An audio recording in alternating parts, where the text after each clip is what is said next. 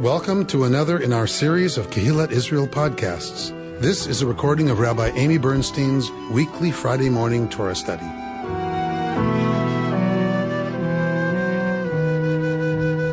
We are beginning today the book of Numbers.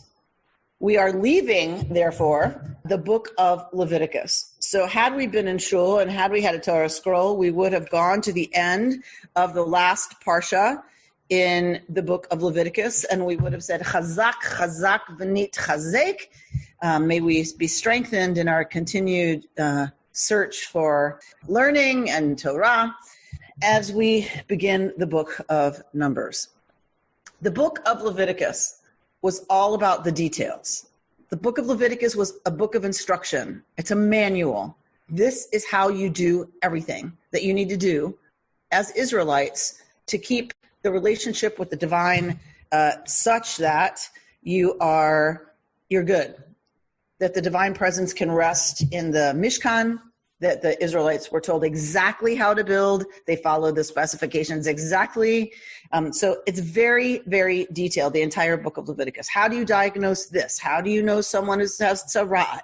How do you keep checking? The priest is given how to check. Then you're taught, this is how you avoid being impure. When you're impure, this is what you do. This is when you come back from impurity. Then you have a ritual. So then you come back so it's all these details about how to keep everything running. The book of Numbers is almost completely the opposite.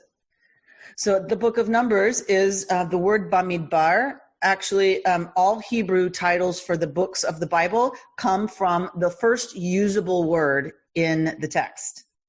So the first word that is usable as a title of a book in the first sentence of the book of Numbers is Bamidbar. In the Midbar, in the wilderness. This is not desert. Do not think Lawrence of Arabia. This is not rolling dunes of sand in the middle of the Middle East. The Midbar gets enough rain that it is not considered desert. There's a certain amount of rain, I forget how much, quarter inch or less or something, is about what you determine something, when you determine something to be a desert. The Midbar is not the desert. There's enough scruff. There's enough stuff for animals to eat. So semi-nomadic pastoralists would pass through the Midbar, and they could feed their flocks in the Midbar, in the wilderness. So this is not complete middle of absolute nowhere desert. It is a little left of Yemensville, right? So it is not the metropolis. This is not the city. This is not even the village. This is the Midbar. This is the wilderness.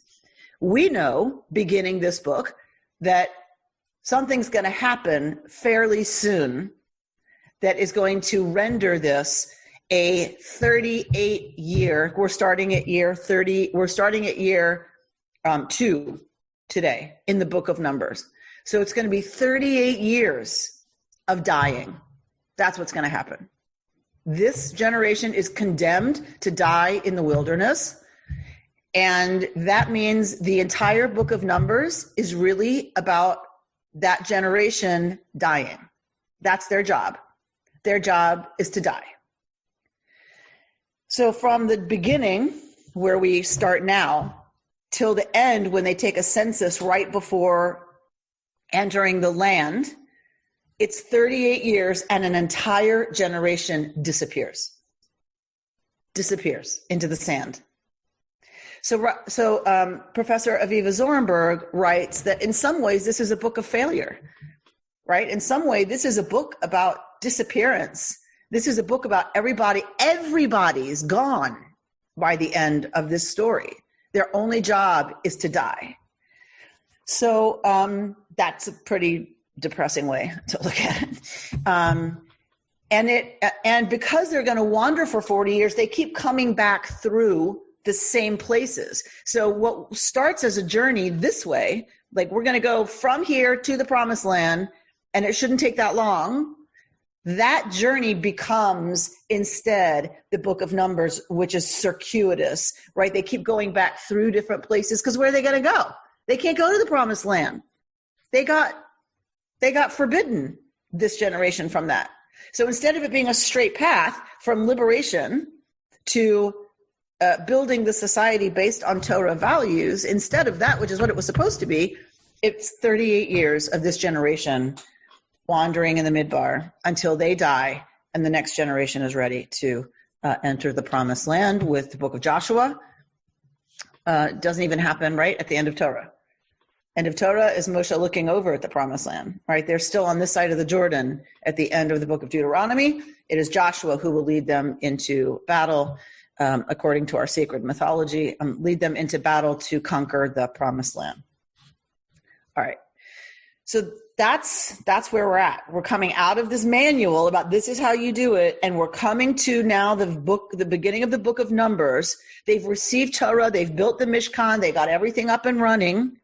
Now we're going to start the book of Numbers with a description of how they encamp, because they're now getting ready to go. They're getting ready to start the journey. They got all the instructions that they need. They got all the details. They built everything. They've got everything going in their daily routine. They've got their sacrifices. They know about purity, all that stuff. Now they're going to move as a military camp towards the promised land. That's what's happening here. We know that's not what's going to happen, but they don't know that, right? That's not how our story starts in the book of Numbers. Some really, really powerful stuff by Aviva Zornberg that I'll get to towards the end from her book Bewilderments, which is her commentary on the book of Bamidbar, of the book of Numbers. So in Hebrew, it's Bamidbar, in the wilderness. The English title comes from what happens at the very beginning of chapter 1. We're reading the first third of every Torah portion right now. And so we are going to start at the very beginning of the book of Numbers. And so let's say Shehecheyanu for starting a new book of Torah at the first word of that book. Baruch atah Adonai Eloheinu melech haolam Shehecheyanu v'kiyamanu v'higiyanu lazman hazeh. We bless the source of life for giving us life and sustaining us in that life that we could reach together this joyful moment in time. All right. Vaydaber Adonai el Moshe Bamidbar Sinai be'ohel moed be'echad lachodesh hasheni b'shana hashenit l'tzeitam me'eretz Mitzrayim lemor. So God is speaking to Moshe Bamidbar Sinai in the Midbar, the wilderness of Sinai. Be'ohel moed. God is speaking from the tent of meeting. When? Be'echad lachodesh, on the first day of the month. What month? Hasheni, the second month. B'shana hashenit, in the second year, let's say Tam Eretz Mitzrayim, of their going out from the land of Egypt. The first day of the month in the ancient world would have been a holiday. And so this is, it's auspicious, right? If God is going to address them, it's time to get stuff going. It's time to start the story after we have the interruption of the entire book of Leviticus. So it's going to happen on the first day of the month. That makes total and complete sense. In the second year, the second month of the second year, having gone out from Egypt. All right. So God speaks to Moshe. What does God say to Moshe? Se'u et rosh kol adat b'nei Yisrael u'mishpachotam leveit avotam b'mispar shemot kol zachar l'gulgulotam. So a very interesting way to talk about, take a census of kol adat b'nei Yisrael, the entire adah, the entire community of Israel. So this is interesting language whereby to talk about count the people. How is it stated in Hebrew? Se'u et rosh, lift up the head, kol adat b'nei Yisrael, of every member of the community of Israel, lemishpachotam, according to their clans. Mishpacha, we think of mishpoche as family. That is true. But in biblical Israel, the mishpacha is the clan. They did not have nuclear families as the organizing unit. The organizing unit was your mishpacha. It was your clan. Lemishpachotam, so according to their clans, leveit avotam, according to their ancestral houses. So there are bigger units and smaller units. So from the smaller unit to the bigger unit of the ancestral house, b'mispar shemot kol zachar l'gulgulotam. Listing, so we're going to get a list of the names right? So b'mispar, by the count, shemot, of names, every male, legulgolotam, a gulgal is a circle. So according to their circle, meaning according to their head. This is very bizarre Hebrew, right? This is all euphemisms. Se'u, lift up the head of every member of Israel according to their clan and their ancestral house, numbering their names, every male according to his circle, his head. Mi ben esrim shana v'mala, from the age of 20 and up. Why? Kol yotzei tzava b'Yisrael, all those who would go out to the army. Tifkedu otam, you will, I'm loath to translate the word, but you will count them, you will appoint them. Litzvotam atave aharon, you and Aaron will do that for all these folks who are of military serviceable age and status. This is a muster, right? They are getting ready to go to war.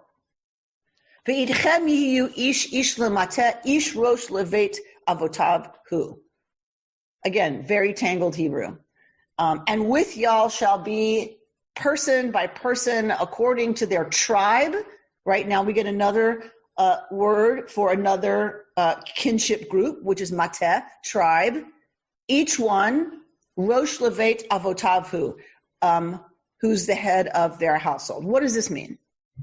This means that each head of household will create a list of names, shemot, a list of names of every male in that they're responsible for, in their group, their kinship group, every male from the age of 20 and over, so that they know their fighting force. They know how big their fighting force is to a person. What's interesting to me about this is there's a lot of commentary on the fact that they don't count the people. They count shemot, they count names. So the way we, tend to think about counting, particularly we who are post-Shoah, we tend to think of counting as being a dehumanizing act. We tend to think of counting people as being some way to make them less an individual. Right now, they're just a number.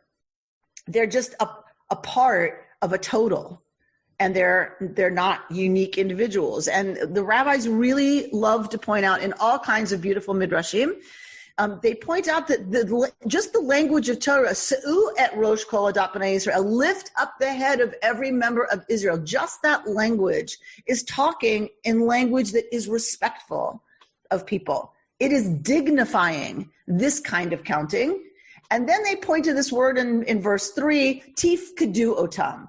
Those of you who have studied with me before, you'll remember I spent a great deal of time during one of our lessons on the root pakad.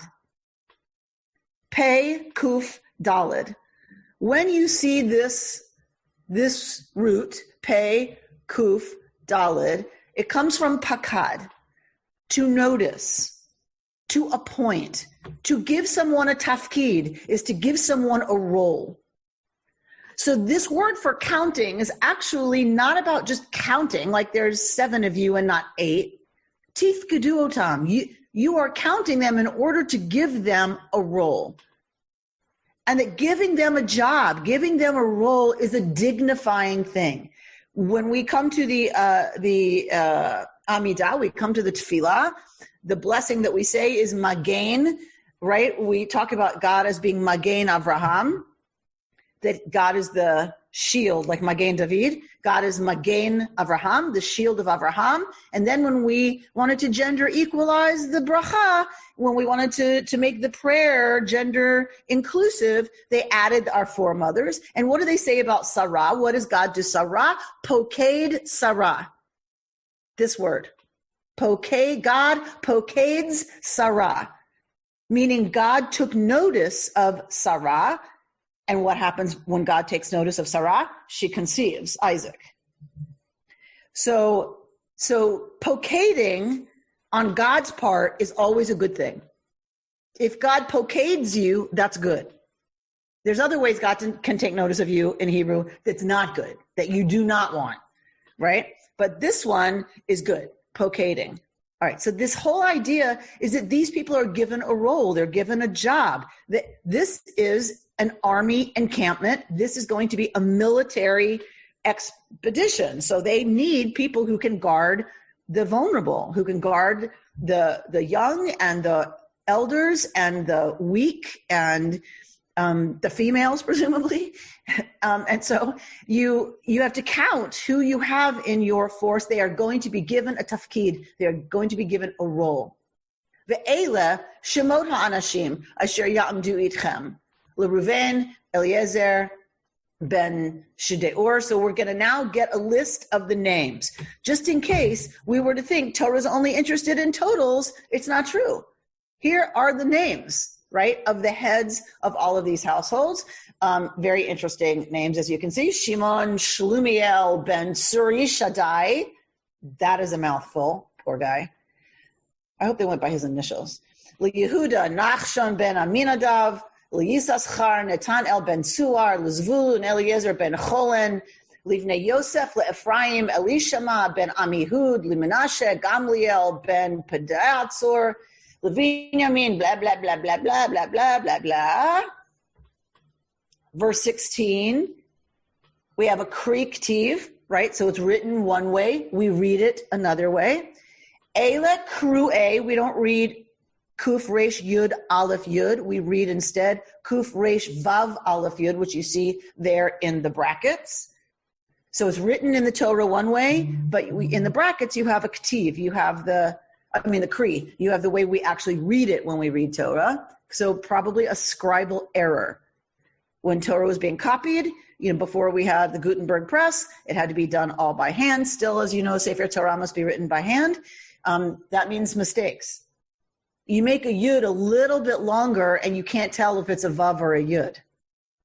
So the Kri ktiv happens a lot when you're dealing with the letter vav and yud, as we are here. So if you look at the third letter, even if you don't read Hebrew, it doesn't matter. Look where my pointer is. That little bitty thing is a yud. Over here's how we actually read the word with a vav, because that's what makes sense. So you can see if you just extend a yud down a little bit, you have a vav. And if you're in between, people can't tell. And so this probably got miscopied as a yud when it should be a vav. All right. Eile kru'e ha'eda nisi'e matot avotam roshe alfei Yisrael.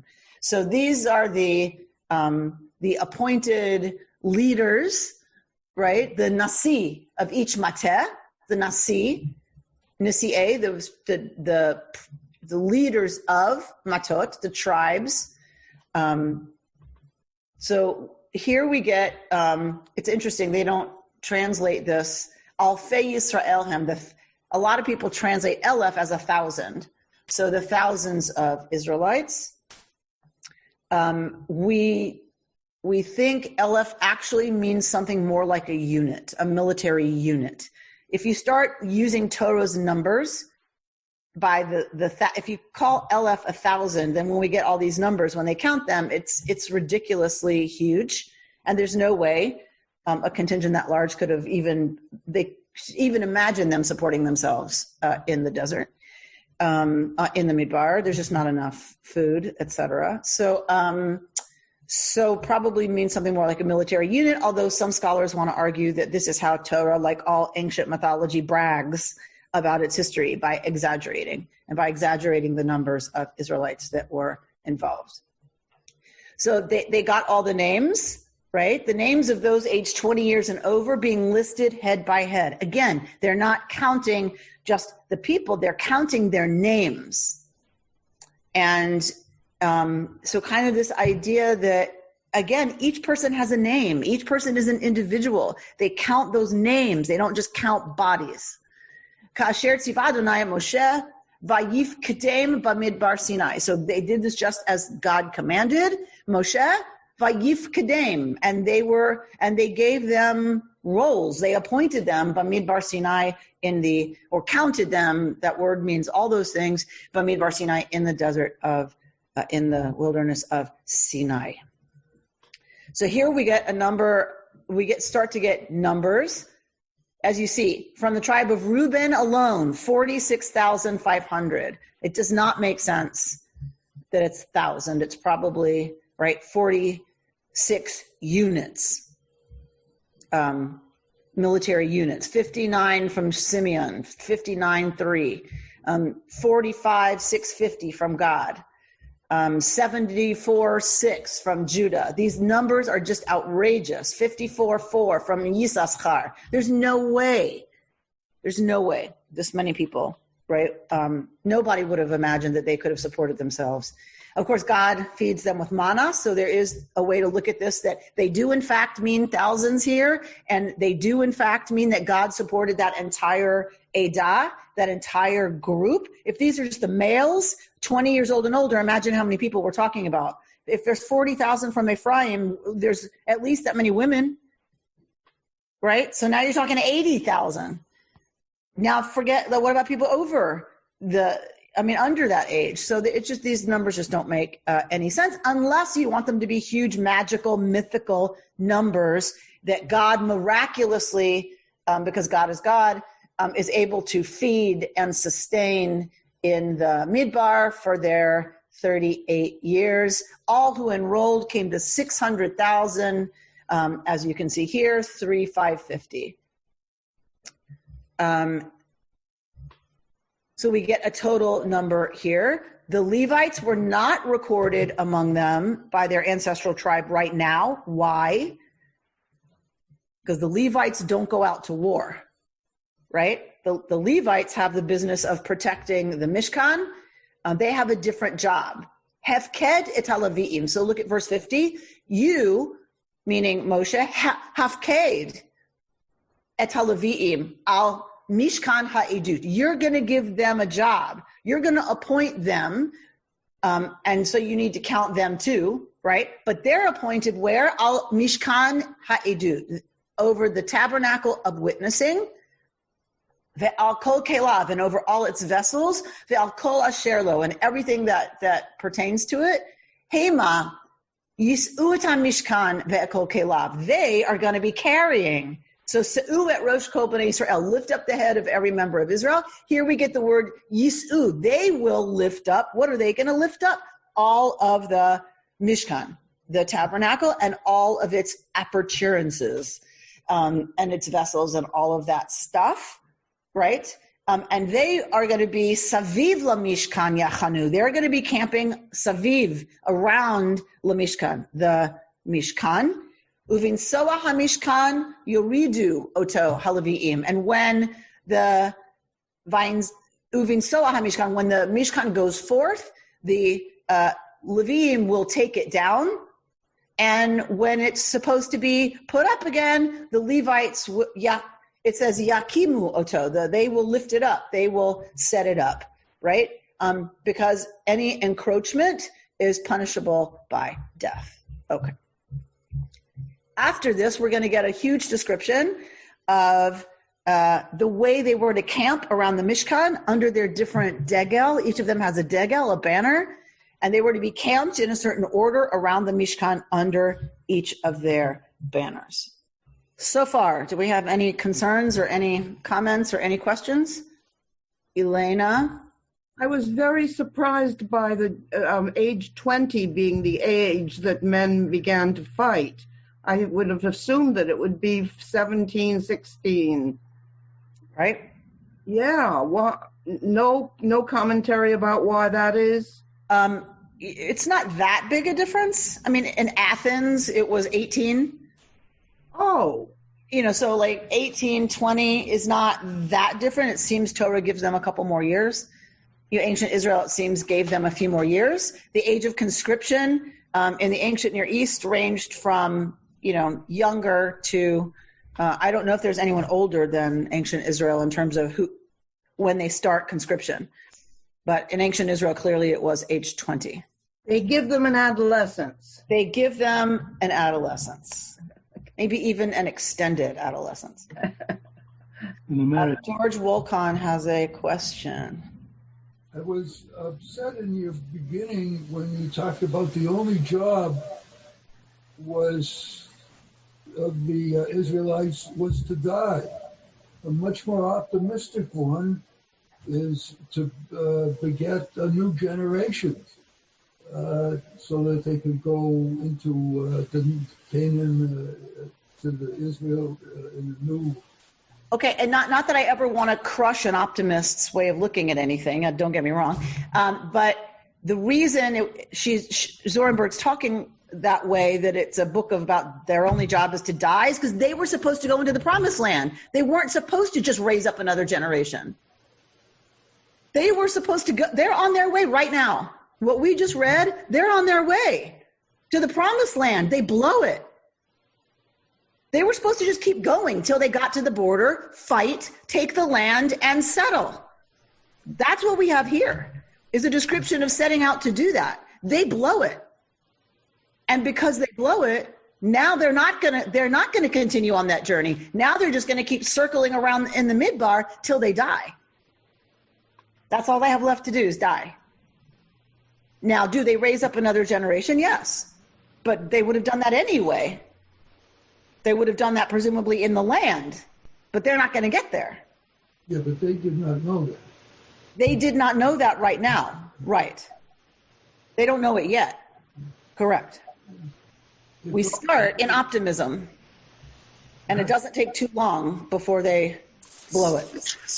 Yeah, it's also a little inconsistent with the concept of, in the census, that the great respect they have for the individuals, and then say, by naming them and not just counting them, and then say their only job is to die. Well, that's me saying that. I'm saying that, quoting Zorenberg, that their only job is to die. You could argue against that. That's fine. My point is that when she pointed that out, I was like, oh my gosh, that's true. Like, this generation, they're not going to do anything. We're just waiting. As soon as they're condemned, we're just waiting for them to die. Then everyone who was 20 years and younger can go into the promised land. We're just waiting around. That is not it was like a shocking description of the book to me, right? And these individuals are being counted as individuals. They have an opportunity to count, to make a difference, and they blow it. All right, Jody and then Sarah. On that, when you said that the first usable word is Bamidbar, what does that mean? It's the first usable word, because it's 1, 2, 3, fourth word in. Because you can't call the book God Spoke to Moses. Oh, okay. So it's where? Okay. Right. The first words are God spoke to Moses saying. Yeah. Okay. Right. Okay. So you can't call the book that, because that happens. It doesn't distinguish this book from every other book. Right. If we're going to distinguish this book, we use the word Bamidbar, in the wilderness. Okay. Sarah? Well, there are two ways of looking at the generation that died. Yes, ma'am. One is that was a generation of failure. And the other is the fact that they couldn't make it inspired the next generation. So a progressive history continues, and that's what we have to keep in mind. Very nice. So, right, there's always going to be the generation before us that perishes, right? So it's about, do we understand our obligations in light of that, and that we are the generation who's then charged with going in, right? That's, and how do we understand that continuity, right? Do we carry their narrative forward? Well, the fact that Israel exists is big proof that we carry that forward. Lovely. And some of us feel like we've done that in America. That, I stand on the shoulders of my grandparents who came here, or their parents actually, who came here, right? That I feel like I do that as an American. that's, that the American Jewish community is thriving, I feel like that's part of, my continuity with the past and taking what they did and moving it forward, moving progressive Judaism forward in the United States and building this amazing diaspora community, the most successful diaspora community, by the way, in the history of the Jewish people, to rival that of the land of Israel. Thank you very much. Okay. I see Natasha's hand is up. Yeah, I have a question for clarification, I think. Yes, ma'am. So they're condemned because of the golden calf, but no. Okay. That should have done it. That should have done it. Well, but because when I looked at the Rashi commentary, I guess I was confused then when I read. So are they condemned yet, or they're about to be condemned? They have not been condemned yet. Okay. They are going to be condemned because they are told to fight and they don't. Okay. They chicken out. Okay.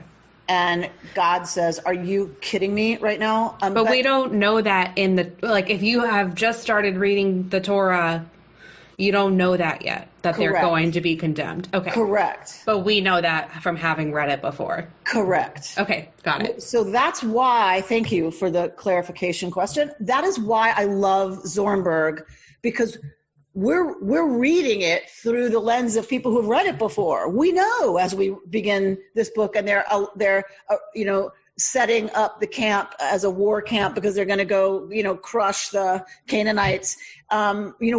We know that's not what's going to happen. So it's kind of like, it's weird. When you watch a show and that you love, and then if you watch it more than once and you're like, I never noticed, right, that she wore that dress in the last episode, right, in the first episode of the show, right? So you start to notice these things because you've seen it before, and now you're watching it through completely different lenses. And so it's fun for me to read Torah through, right, the lens of Zornberg, who knows very well. She really feels the disappearance of this generation. I really don't think of that usually, right? I'm like, here's our story. It goes along. Oops, right? They're going to die, but I never really thought about that. And she says so beautifully, counting, when you count, you're not only counting who's there, you're also counting who's missing. Right? When you number the total, you're numbering the total now. You're numbering the total, like when they count again before they go into the land, you're counting who's left. Meaning there's a bunch of other folks who are absent. So it's just a very interesting, and there's a reason I'm interested also right now in this moment about how she's looking at it. I want to read to you from her. She's just such a profound writer. All right. What is this midbar? What is this midbar that we're in? For that original generation of travelers, it was once intended as the transitional space between Egypt and the land of Israel. Now it has become something else, a clearing ground for the future. What can be said about the space that is to become a dead end for those who embarked on a journey? Is this the very nature of Midbar, the unmarked surface on which no human trace is visible? All right. Love that. All right. Yeah, does somebody want to stop me? Yes. Judith? Yes? I'm reminded of the talk of the 5 qualities that tie you to the Jewish people that you talked about from the Hartman Institute. And I think you've just mentioned one that seems to me would be a 6th, validly, of a desire to see a continuity and a commitment to the continuity of a people. And so for you, which of those categories that Hartman described does this fit into? Family? It's beyond family. I think it's more than that. It's more than just the now. It's looking to the future and realizing an obligation for the future for the Jewish people. What's that obligation about? What obligates you to these people that come after you? Your belief in what it is that's worth surviving for. Okay, so two categories. One is that they're our family, right? They're the next generation of this family. And number two is what he had, that category of believers. That we share a belief in, let's say, a certain set of values, right? A certain set of ethics, a certain set of morals that should guide the kind of society that we build. Yes, but it's beyond, it's one step more, and it's that those morals and attitudes and family organization should survive. We have been really committed to survival.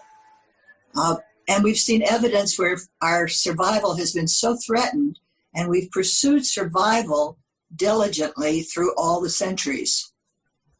Does that make us different than anybody else? I think so. I don't think of any other civilization that has been as determined to hold on to what they believe and pursue it through so many centuries, and have found ways to do it by learning, by counting, by observing, by sticking together. The sense of community, I think, is so powerful in the Jewish world. And I don't see that in any other society through history, from anthropology. That would be a very interesting conversation. I think that could be a very interesting 2-hour conversation, right? Like, is that unique to the Jewish people? Because Christians could say the same thing, right? That over 2,000 years, and starting with the biblical period, so they would count themselves as old as we are, because they come from our tradition according to their mythology. They've survived. They've passed it on, right? But what you're pointing out is that, okay, but that's different. It's a religion. You can convert into that a little differently, because that's what makes us different. We're a family. This is what he was talking about. This is what Hartman's talking about. Okay. There's a responsibility that claims me as a member of the Jewish people.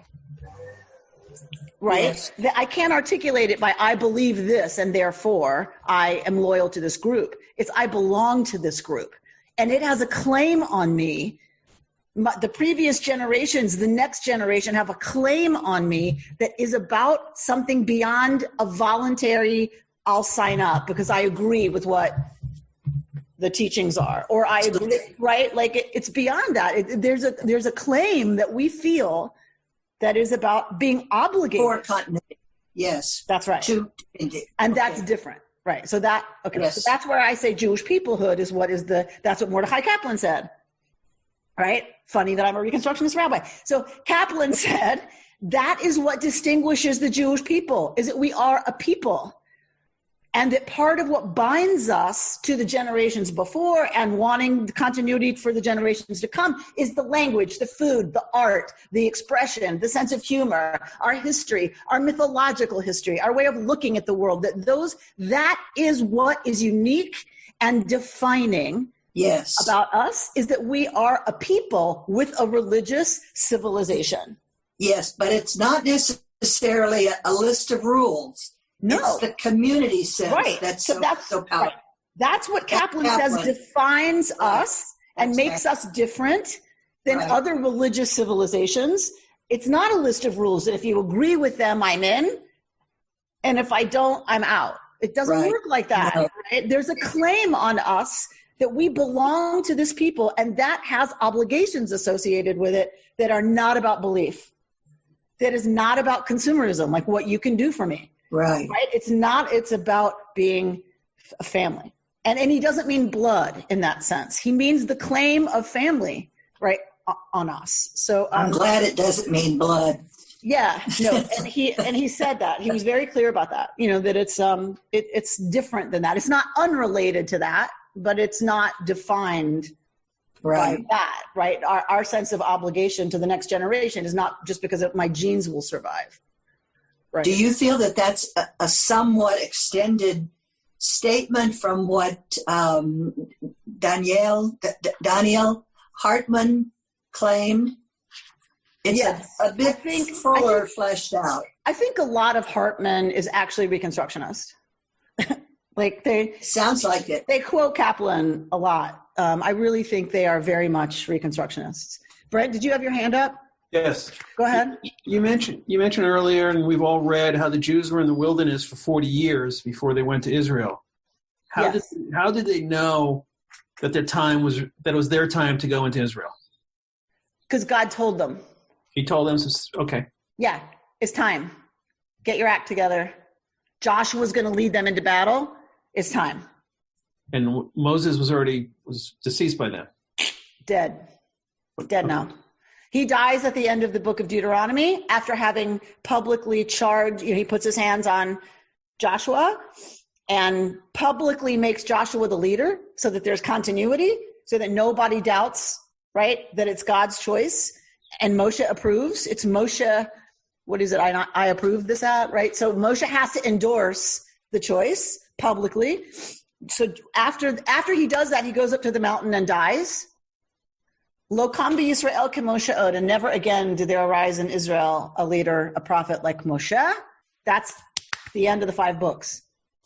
We have to read the Deuteronomic history. We have to read the book of Joshua, which, we have the Pentateuch, the 5 books. If you add the conquering of the land, that's the book of Joshua, and it's called the Hexateuch, the 6 books. So if we continued through the Deuteronomic history, we would get the story of Joshua leading them. Remember, Joshua at the Battle of Jericho, right? God directs Joshua fighting and fights on the side of the Israelites, and they are victorious, and they, right, take over and then it has the series of cities they conquer, right? Okay. And some settle on the other side. 2 tribes and half of Manasseh settle on the other side of the Jordan, this side of the Jordan, right? The rest they agree to fight with the rest of Israel, but they're going to come back to this land on the other side because it's better for their business, what they do. All right. God's love, says Aviva Zornberg, God's love, it seems, is at its keenest in 2 opposite situations, in celebration and after catastrophe.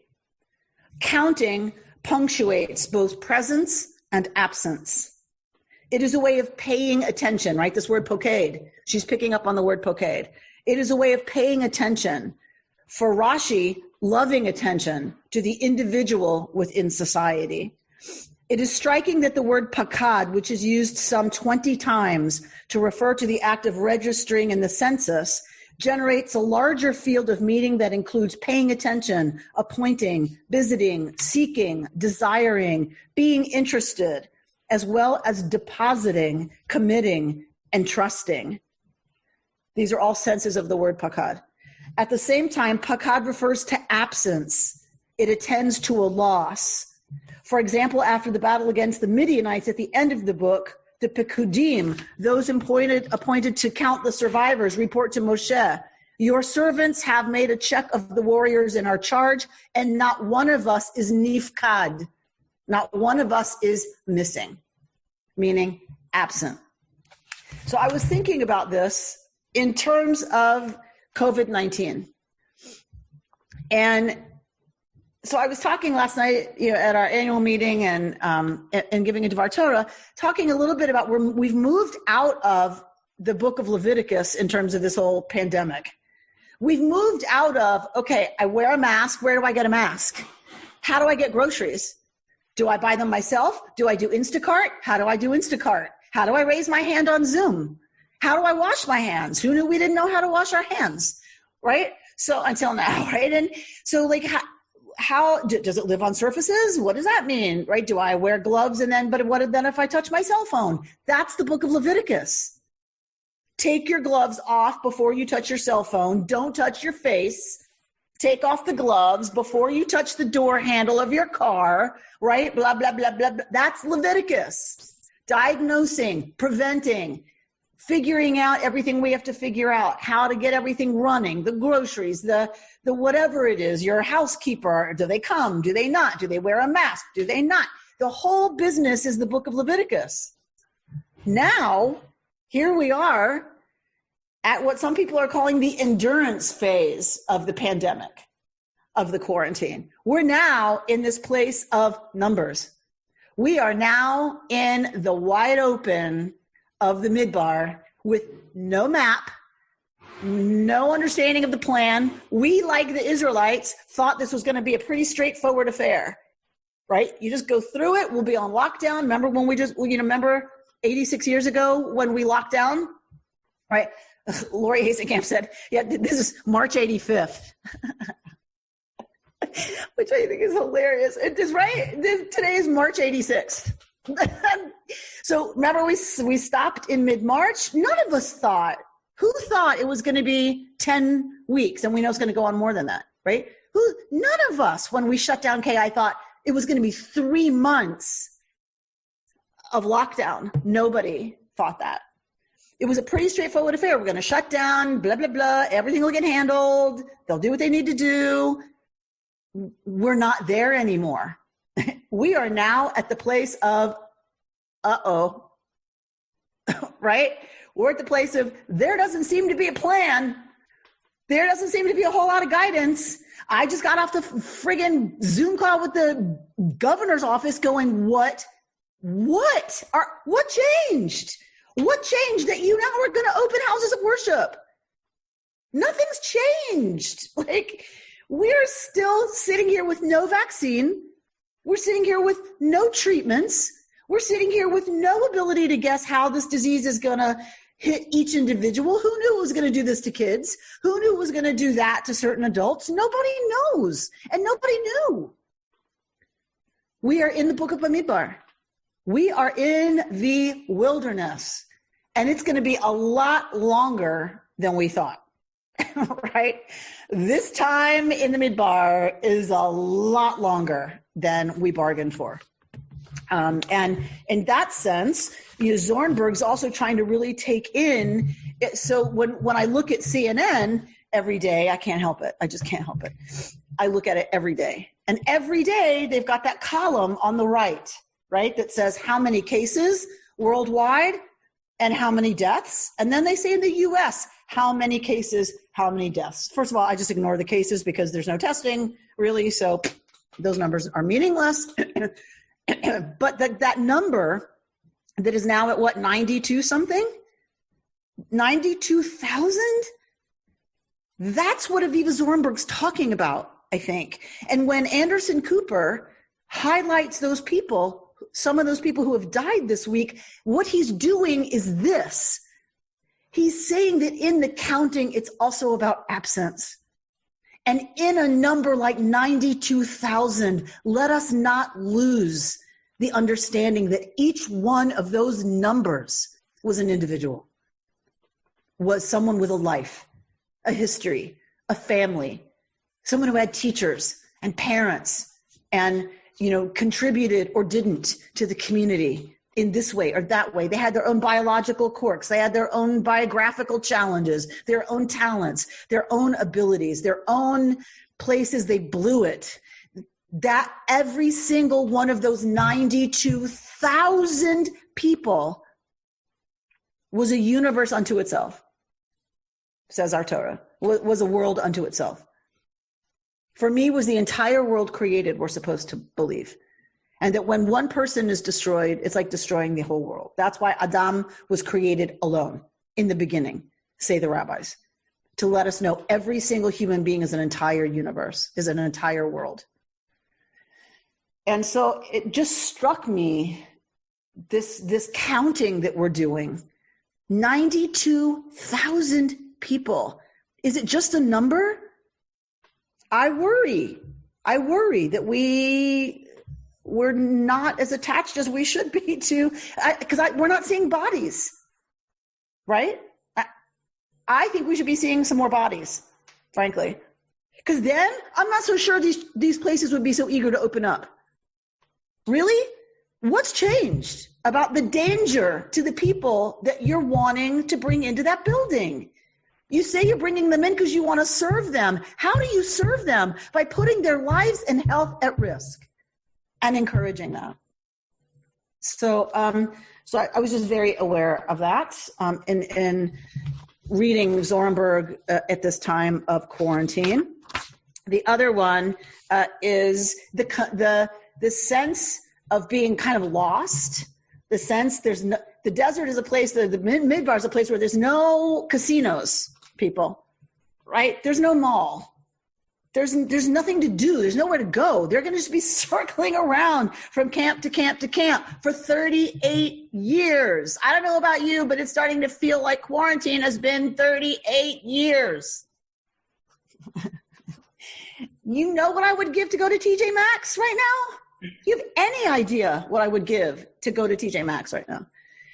Rita understands. Either she's saying, I understand, or I have a comment or question. Which is it, Rita? I also miss TJ Maxx myself, but it reminded me, I think it was during one of the Gulf Wars or one of our wars where they didn't want to show bringing the bodies back. We were not allowed to see those bodies, and it took away any emotion that we might have had because they were just numbers. And then we started seeing the bodies. I think it really made a difference, and I think that's kind of analogous.